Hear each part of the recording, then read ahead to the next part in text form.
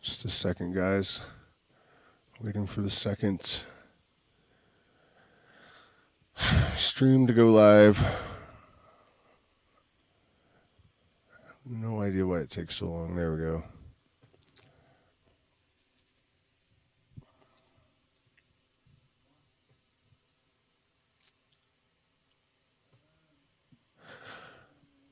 All right, so every 6 months or so, I do a free secret stream. These are normally patron only at the $10 tier and higher. I'm a demonetized channel, so it is very much appreciated if people support by becoming a patron. You get access to 5 years of free content after a year. We have raffles for or lotteries for t-shirts and other merchandise, and you're eligible for discounts on retreats, and you can sign up for guitar lessons or flow state lifestyle coaching or consultations on any of the subjects that I teach. And so it's amazing for both of us. And for the last 2 years, I think, we have been going through this book, which is Morals and Dogma by 33rd Degree Freemason Albert Pike. It was formerly secret, and I think what happened is that over decades, widows would not know they're not supposed to donate the book, and it's ended up in Amazon.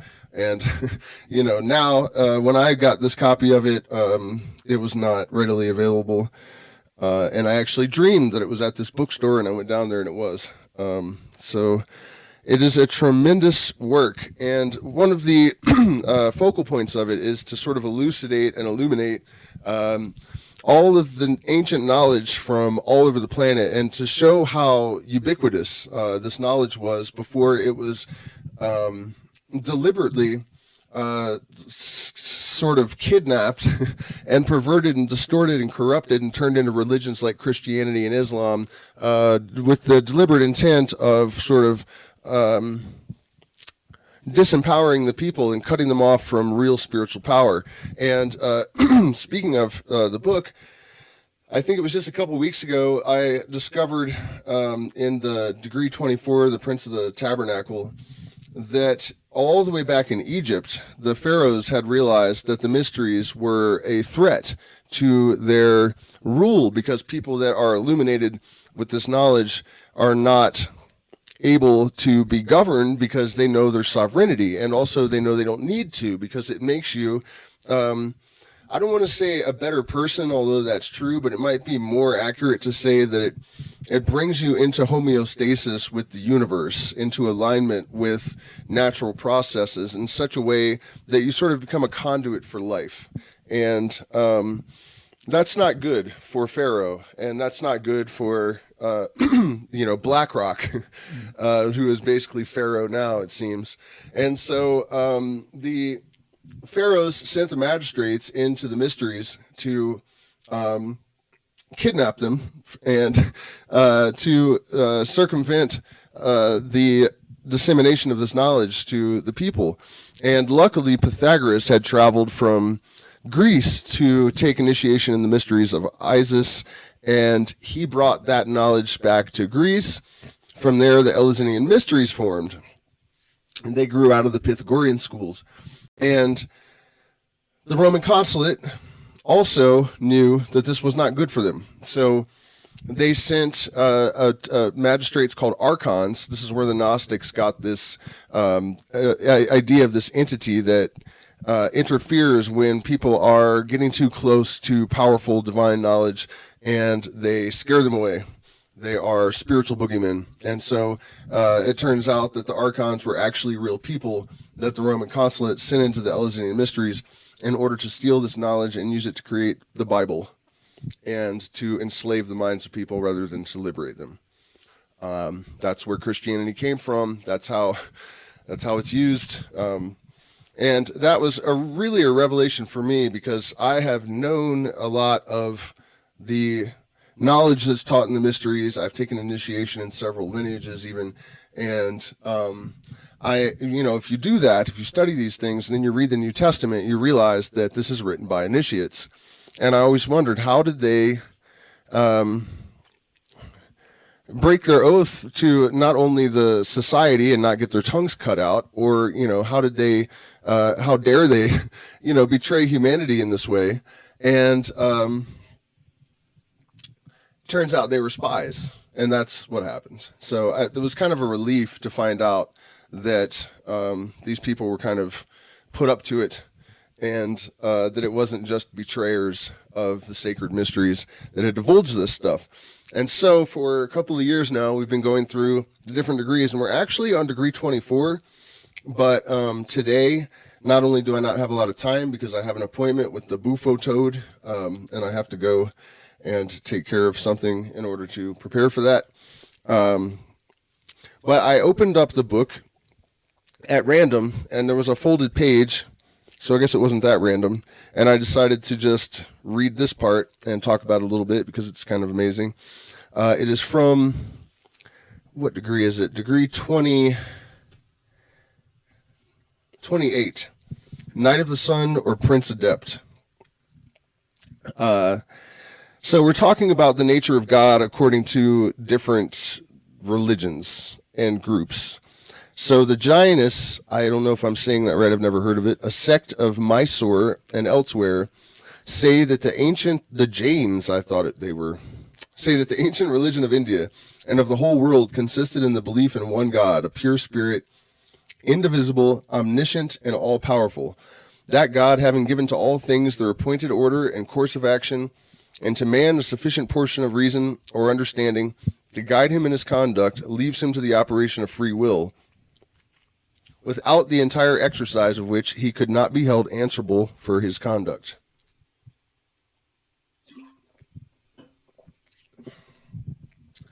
Manu, the Hindu lawgiver, adored not the visible material sun, but that divine and incomparable greater light. To use the words of the most venerable text in the Indian scripture, which illumines all, delights all, from which all proceed, to which all must return, and which alone can irradiate our intellects. He thus commences his institutes, be it heard, the universe existed only in the first divine idea, yet unexpanded.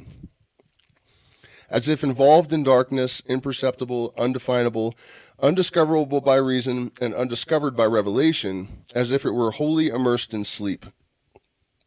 Then the sole existing power, the sole self-existing power, himself undiscovered, but making this world discernible with 5 elements and other principles of nature, appeared with undiminished glory, expanding his idea or dispelling the gloom.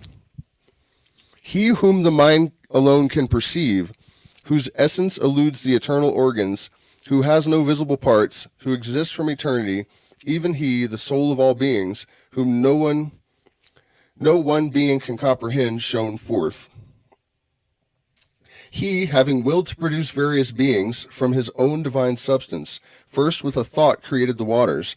From that which is the first cause, Yod-He Vav-He, not the object of sense, existing everywhere in substance, not existing to our perception without beginning or end, the Alpha and the Omega, was produced the divine male famed in all worlds under the appellation of Brahma. And this is all interesting if you've studied Kabbalistic mysticism and a lot of other traditions as well, because they are so similar in this idea that there was this nothingness, and then there was a thought that this nothingness became aware. And this awareness, ironically, is what introduced a second thing, and therefore duality emerged. And it's through this process of separation, reflection, and replication that the one thing became the multitude of things. And also this idea of a divine light that radiates from within, or that is not sourced in a star or fire of this world.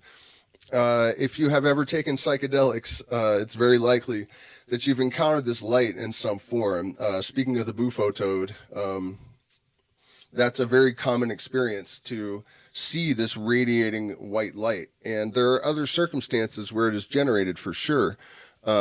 It is called the LVX, or the Lux Eterna, and it is a light that is, I believe, perceived by the pineal gland. The pineal gland does have rods and cones and is connected to the neovisual cortex. And when you drink ayahuasca, sometimes, believe it or not, you can actually see through it. And this connection, or the connection that it has to sixth sense, you know, people believe that it's also somehow related to telepathy and other preternatural capacities of consciousness. And I know this to be true, and most people that have drank ayahuasca more than a few times know this to be true as well. So I think what is happening is that it is on a different wavelength. It's picking up a different frequency, and this frequency, aside from just this white light, is more brilliant than any color that exists in the real world. Speaking of DMT and ayahuasca, you know, there is a vibrance to these colors that does not, there's no way to replicate it, I don't think. We'll never have technology that is good enough to recreate the brilliance of the colors that you see when there are squid-like beings landing on your face on a strong dose of ayahuasca. Oh, and there's one other element of this that I think is really interesting, and again, pretty ubiquitous.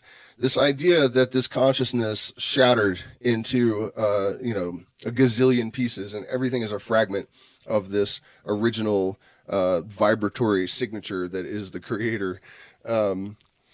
The description in the Kabbalah that the light penetrated through 3 veils, and some of it was sort of residually left. So they are, you know, less nothing as you move through each veil.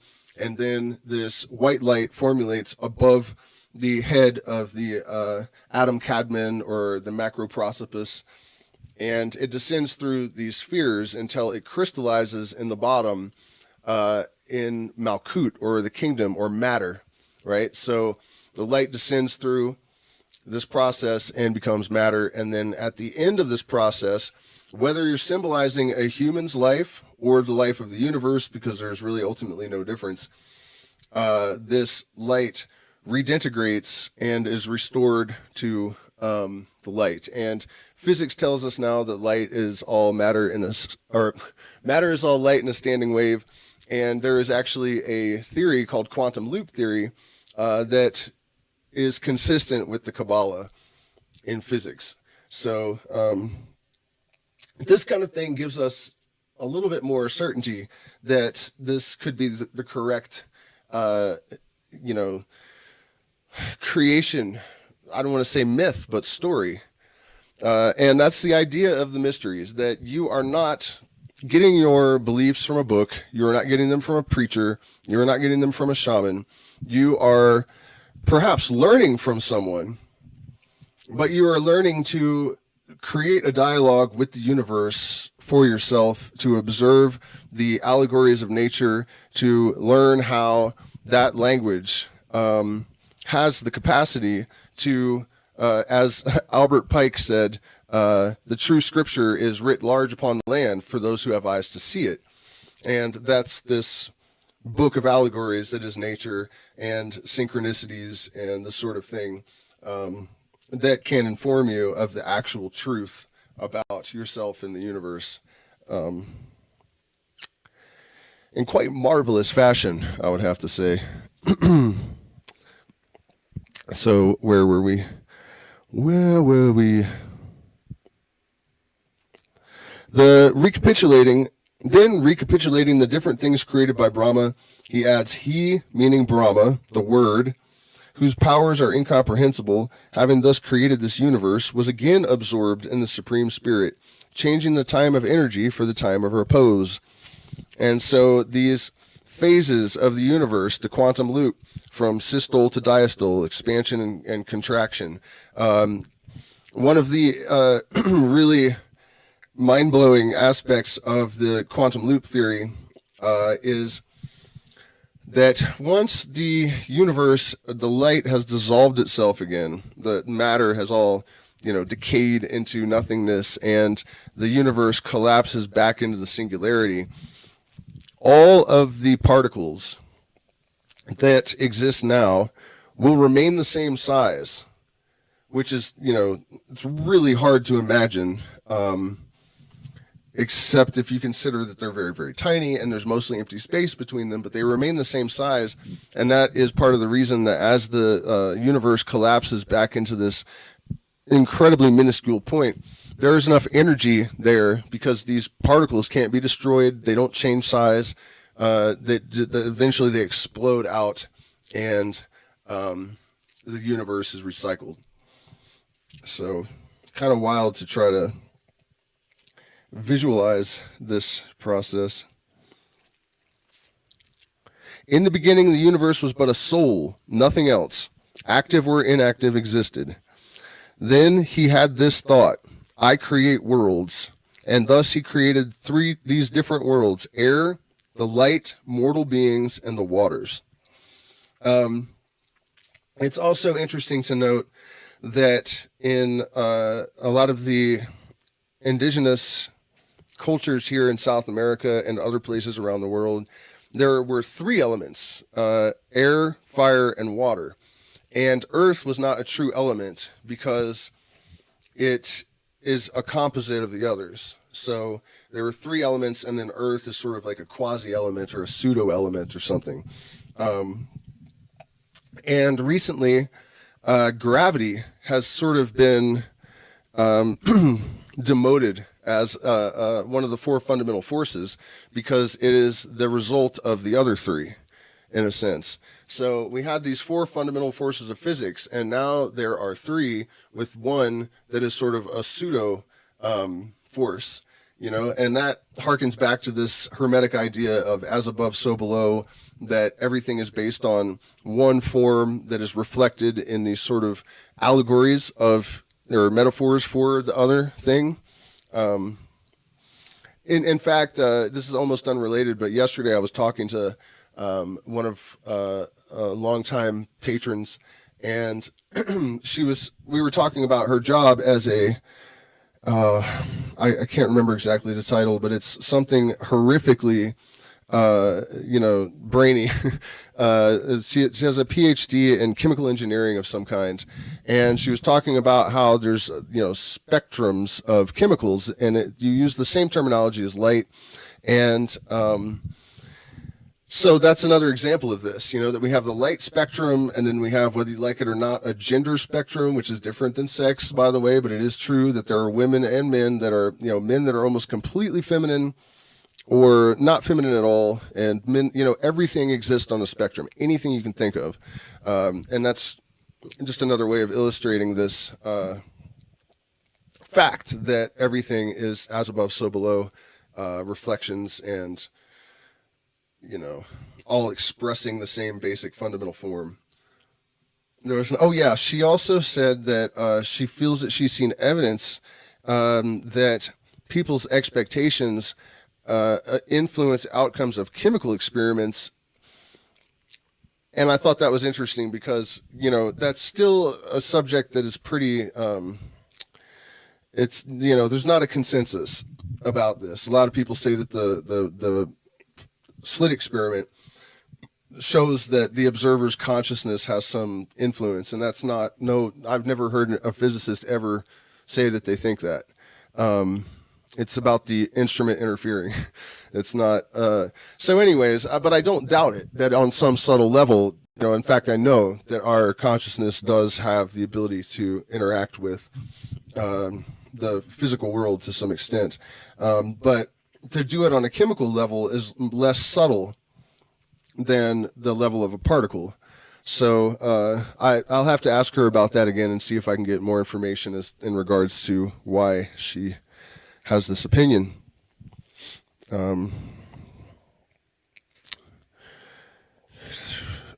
He had this thought: behold the worlds, I will create guardians for the worlds.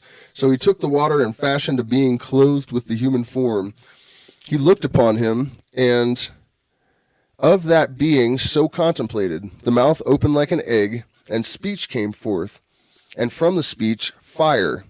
What this is a reference to is the oscillation of the wave that creates light.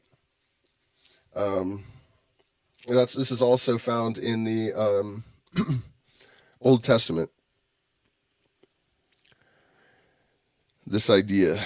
The nostrils opened, and through them went the breath of respiration, and by it the air was propagated. The eyes opened, and from them came a luminous ray, and from that was produced the sun. The ears dilated, from that came hearing, and from hearing space. And after the body of man with the senses was formed, he, the universal soul, thus reflected, how can this body exist without me? He examined through what extremity he could penetrate it. He said to himself, if without me the world is articulated, breath exhales, and sight sees, and if hearing hears, the skin feels, and the mind reflects. Deglutition swallows? What the hell is deglutition? And the generative organ fulfills its functions. What then am I? And separating the suture of the cranium, he penetrated into man. Behold the great fundamental primitive truths, God, an infinite eternal soul or spirit, matter not eternal nor self-existent, but created by a thought of a God. After matter and worlds, then man, by a like thought, and finally, after endowing him with the senses and a thinking mind, a spark of God himself, penetrates the man and becomes a living spirit within him. The Vedas thus detail the creation of the world. In the beginning, there was a single God existing of himself, who, after having passed an eternity absorbed in the contemplation of his own being, desired to manifest his perfections outwardly of himself and created the matter of the world, the four elements being thus produced, but still mingled in confusion. He breathed upon the waters, which swelled up into an immense ball in the shape of an egg, and developing themselves became the vault and orb of heaven, which encircles the earth. Having made the earth and the bodies of the animal beings, this God, the essence of movement, gave to them to animate them a portion of his own being. Thus the soul of everything that breathes, being a fraction of the universal soul, none perish. Each soul merely changes its mold and form by passing successively into different bodies. Of all forms, that which most pleases the divine being is man, as nearest approaching his own perfections. When a man, absolutely disengaging himself from the senses, absorbs himself in self-contemplation, he comes to discern divinity and becomes part of it.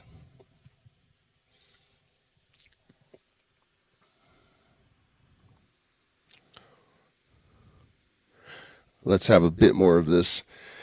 Of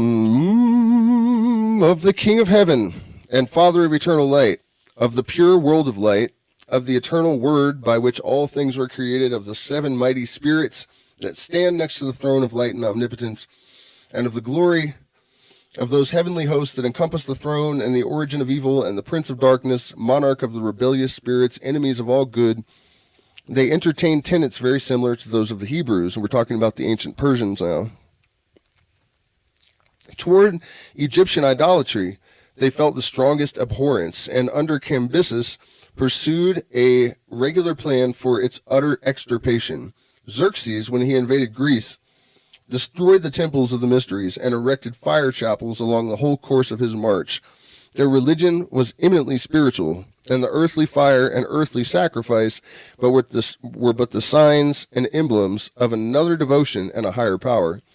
Thus, the fundamental doctrine of the ancient religion of India and Persia was at first nothing more than a simple veneration of nature, its pure elements and its primary energies, the sacred fire, and above all, light, like everywhere else on the planet.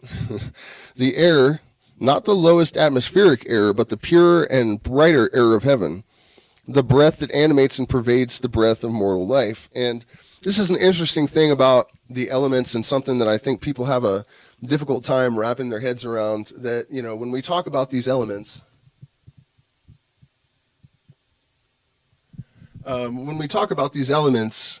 we assume that we're talking about the physical elements, and that's not actually the case. In my early researches into the occult, I would see references to water of air and air of earth, and, you know, these strange things. And at first I couldn't really understand, you know, what that would be about. But on one level, and And this is interesting because there's a lot that actually is conveyed in this, and I will not extrapolate it much, but just, you leave that to your ingenium to decipher. But if you freeze water, it becomes earth of water. If you spray water with enough pressure, it will cut metal like fire. So if you melt rock, it is now water of earth. And so these qualities that are inherent in everything, the all is in the all, everything has the potential to transmute into some other form. And it is by the application of other elements that this is affected. And so, this alchemical process is actually something that we have always known, in a sense. It's an interesting thing that the alchemy, when I was in high school, we were taught that it was not possible to transmute lead into gold. And it turns out that it's easier to do it with mercury, but you can actually transmute one element into another. And this book describes the process that they use today, written in 1851. And so this is a great example to me. Excuse me. Of how, if science hadn't been so arrogant and people had less narrow-minded habits, intellectual habits, we have known that elements can be transformed into each other forever. So this ancient knowledge, I feel like this is one example of how, science has slowed itself down and actually slowed the progress of humanity in general by disregarding this kind of stuff. And now the evidence that there's something to it all is so overwhelming that it's undeniable. Things like, Mercury being one planet away from the sun being the chemical for gold, and Mercury, you knock a proton off and it's gold. And clearly the alchemists knew this, and possibly, it's not possible that whoever named the planets did, So this evidence of a universal mind has emerged in ways that are absolutely undeniable at this point. And still, we have most of humanity with their heads in the sand. I don't think that can persist, though. Once the genie's out of the bottle, once it has escaped the lab, so to speak, it's kind of like when you try to put your thumb on a hose and hold the pressure in, you're not going to succeed forever. And that is what consciousness is doing at this juncture. They sure are trying, with all the divide and conquer bullshit. And oh man, I gotta go. You know what I'm saying? Let's get through at least this last paragraph. It just keeps getting more and more interesting too. It's really just a tremendous book. If you don't have a copy of Morals and Dogma, I definitely would suggest. You're not going to get it in one read either. No one does. Source of life, faint whisper of a breeze. I don't remember where we stopped. All right, so we were talking about venerating light and the elements. Everywhere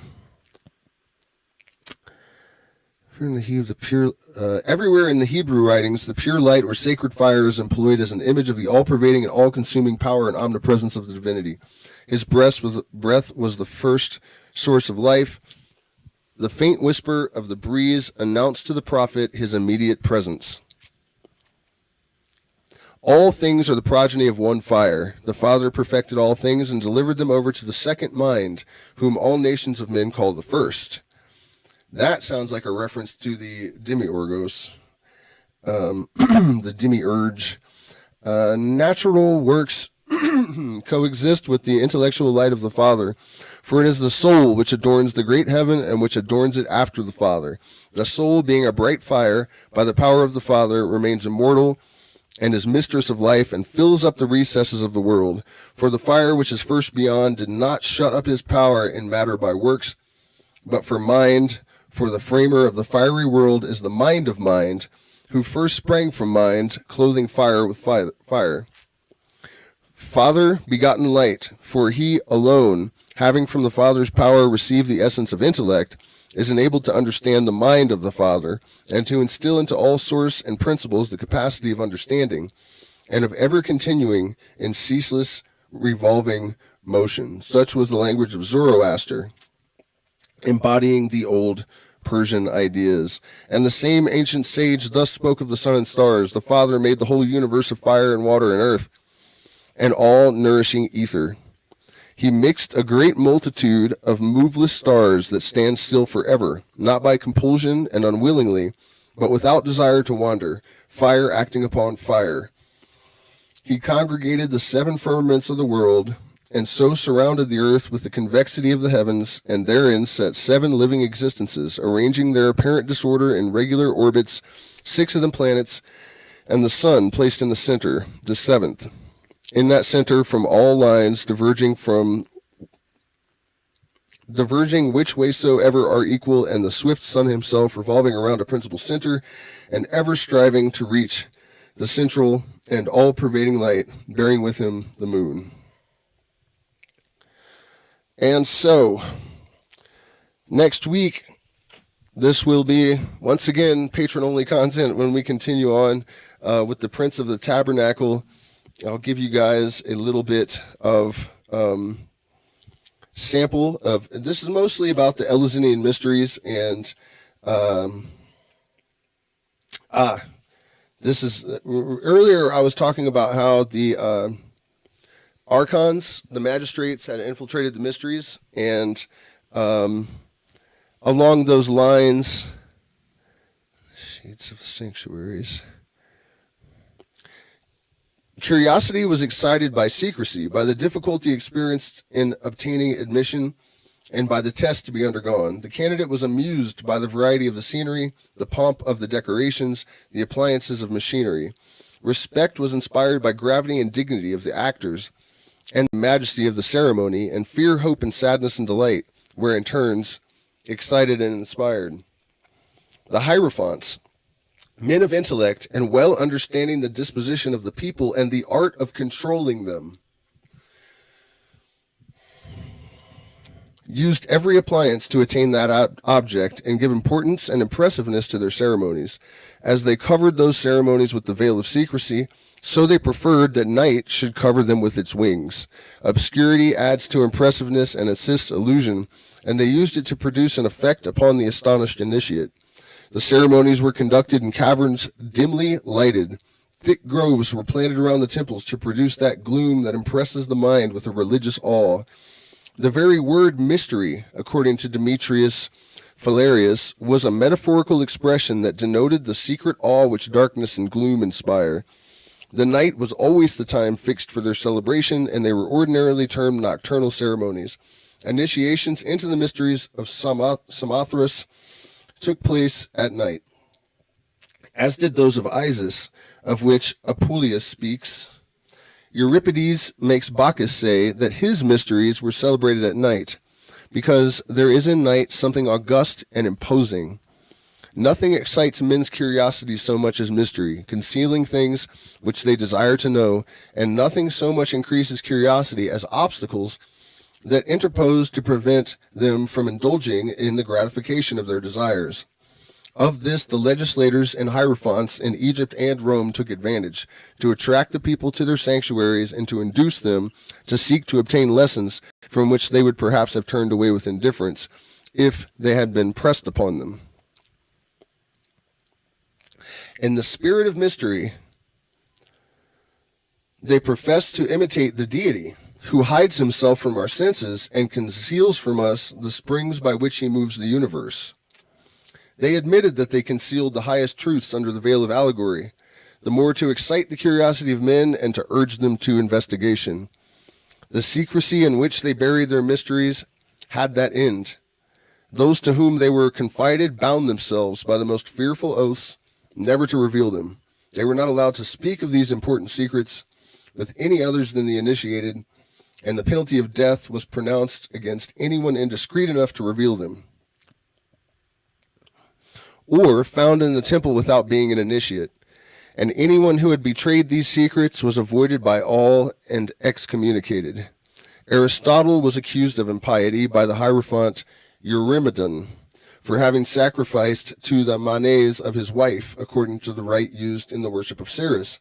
He was compelled to flee to Chalcis to purge his memory from the stain. He directed by his will the erection of a statue to that goddess. Socrates, dying, sacrificed to Aesculapius to exculpate himself from the suspicion of atheism. A price was set on the head of Diagoras because he had divulged the secret of the mysteries. And Dicides was accused of the same crime, as was Alcibiades, and both were cited to answer the charge before the Inquisition at Athens, where the people were the judges. And so on, along those lines. We will pick that up, patron only, next Sunday. And before I pop off, I wanted to mention that there is, in the Book of the Law by Aleister Crowley, I'm trying to remember exactly how it's worded, but it's something like, those who discuss the contents of this book should be avoided as centers of pestilence.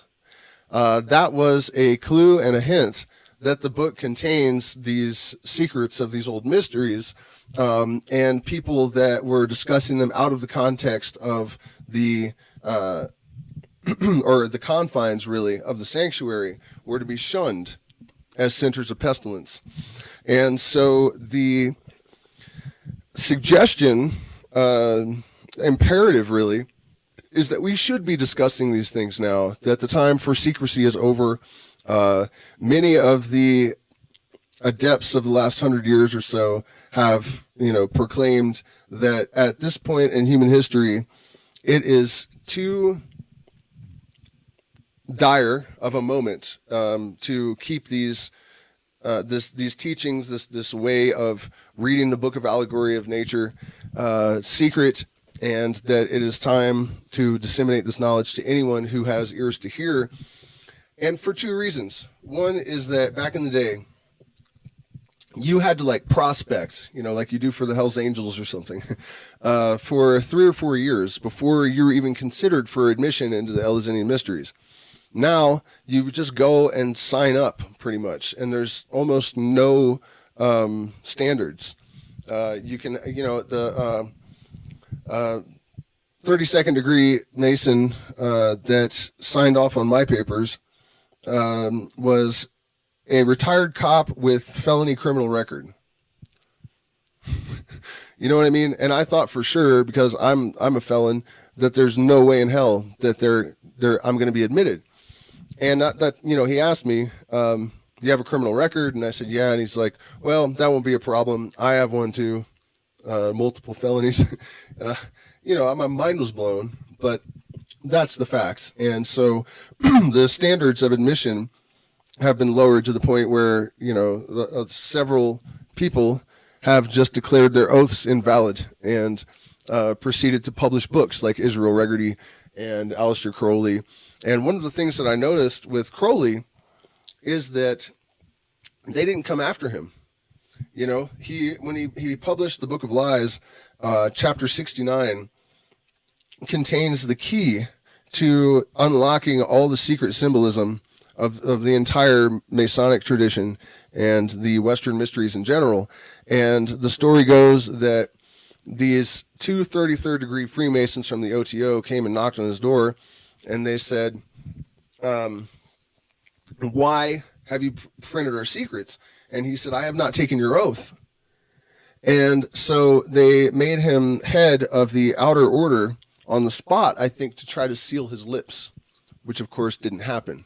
But, he definitely printed a lot of these secrets in relatively plain language, and there were no consequences for this.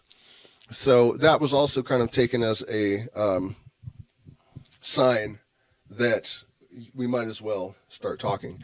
And as far back as ancient Greece, I think it was Euripides or Aristotle that said, when the mysteries were outlawed by the Roman consulate, that if, without this knowledge, mankind will be lost. It'll be the end of humanity.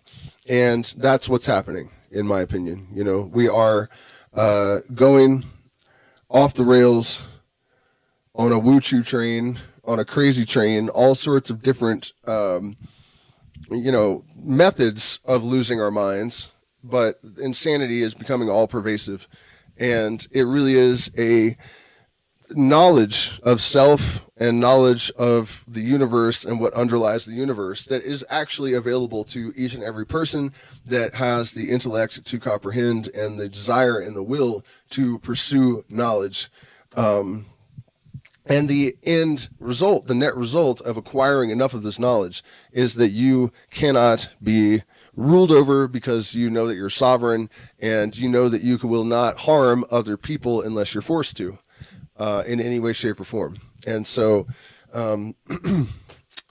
this is why it is suppressed, and this is why we must pursue it with every breath, every thought.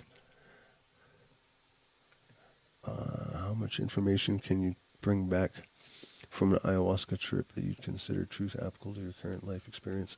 Okay, I will answer that question, and then I've got to go. Speaking of ayahuasca, I have bufo business to attend to. And actually, I've never tried bufo before. This will be the first time today.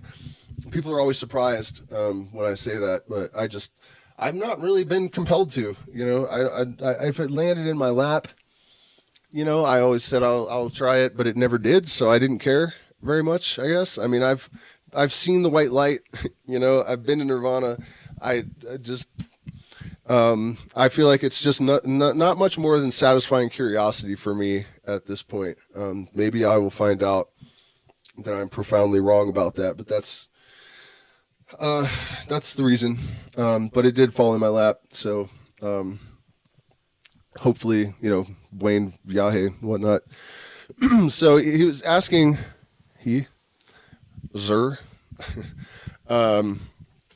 how much information can you bring back from an ayahuasca trip? And I would say all of it. For me, at least, ayahuasca is not an intoxicating substance. It does not confuse the mind. It does not cloud the mind. I don't forget anything. I can do anything I would normally do. Granted, I have years and years of experience and, training, and it changes over time. There was actually a moment where I was laying in the jungle, and I had taken quite a lot of ayahuasca, and this being comes and sits on a crate that wasn't really there beside me. And he was just kind of looking at me, and another one walked up, and it was like, and I thought they were trying to figure out how to heal me or something. And then one of them jumped into my body, and I just lit up green. This green light just flooded the entire jungle. And from that point on, if I need to tend to something, the ayahuasca will turn into, the visions will just contract into lines so that I can see what I'm doing. And when I'm done doing stuff, it opens back up. It's not a deliberate effort even. It's just like, it felt like the medicine really accepted me at that point. And then I have subconscious control over it even. But even before that moment, I don't feel like I've ever lost any information that I've received on ayahuasca. These things enhance your memory, if anything, and unless the dose is crazy high, but that's, I think, more LSD and psilocybin and mescaline and stuff, where you can get to that point where it's a point of diminishing returns and your mind becomes kind of confused and jumbled and even completely melted, if it's really a crazy amount. But with ayahuasca, no matter how much I drink, the only thing that happens is that the visions get stronger, more clear and vivid. I don't get confused, overwhelmed. Sometimes movements will become jerky if it's like red vine and there's a lot of tannins in it and strong harmalas. But yeah, all of it, I would say. Retain all of it.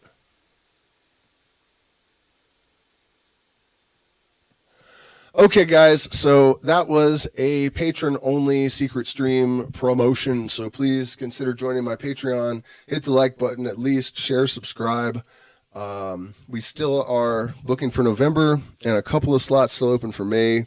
If you want to come to May, you had better make your deposit, because we're definitely going to fill for the first and last time, because I think it'll be our last event for at least a few years.